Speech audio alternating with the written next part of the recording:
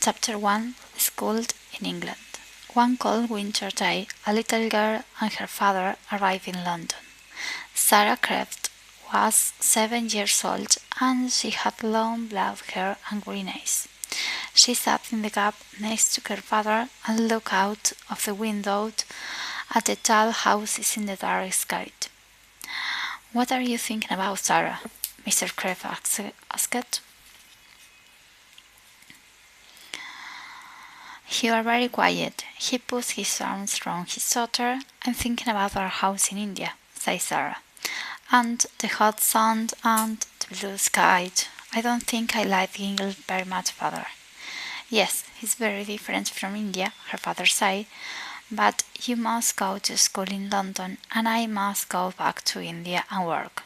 "Yes, father, I know," said Sara, "but I want to be with you. Please come to school with me. I can help you with your lessons." Mr. Creft smiled, but he was not happy. He loved his little Sara very much, and he did not want to be without her. Sara's mother was dead, and Sara was his only child. Father and daughter were very good friends. Soon they arrived at Miss Mitchell's school for girls and went into the big house. Miss Mitchell was a tall woman in a black dress.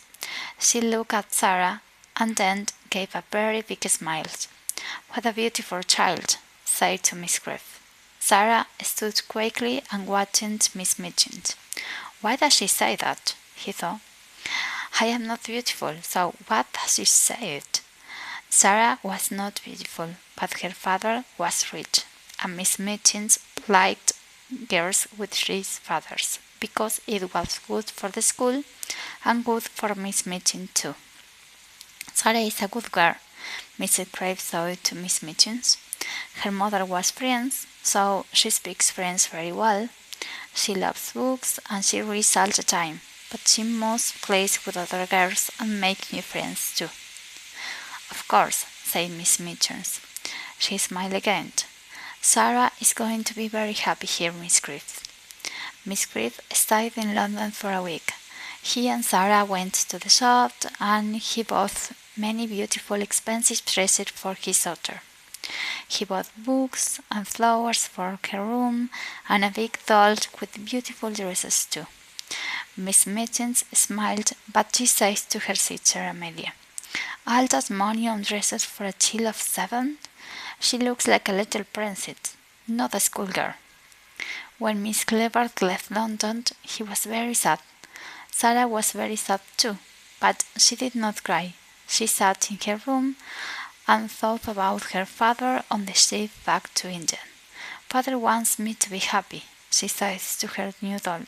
"I love him very much and I want to be a good daughter, so I must be happy." It was a very beautiful doll, but of course it could not answer.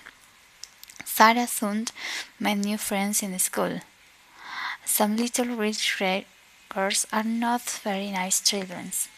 They think they're very important because they have money and lots of expensive things. But Sara was different. She liked beautiful dresses and dolls, but she was more interested in people and books and telling stories.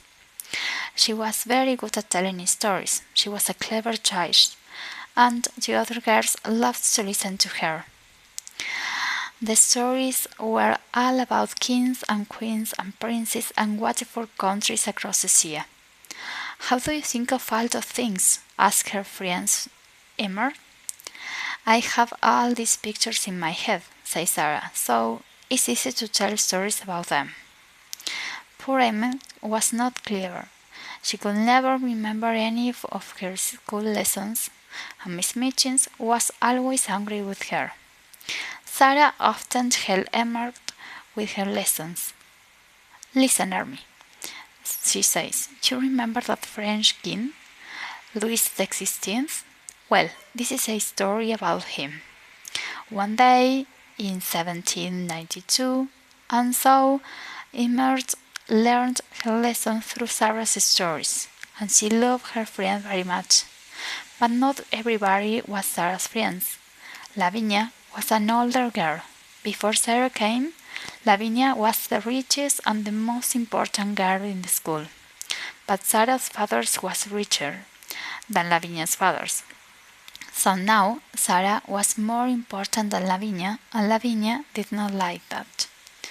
"Oh, Sara is so clever," Lavinia often said. "Sara is so good at French.